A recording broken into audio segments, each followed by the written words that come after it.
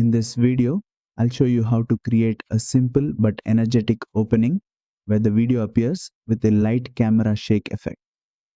Start by opening your project in CapCut Mobile and placing your video clip at the beginning of the timeline so the shake hits immediately. Tap on the video clip to select it.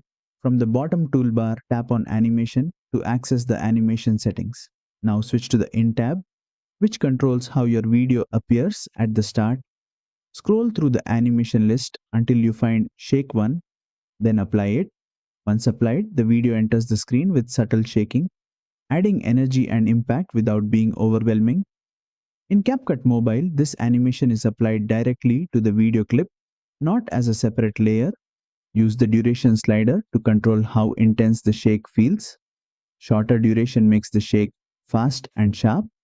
Longer duration slows it down, making the movement more noticeable. Preview the animation and fine-tune the timing so the shake complements your content. And that's it.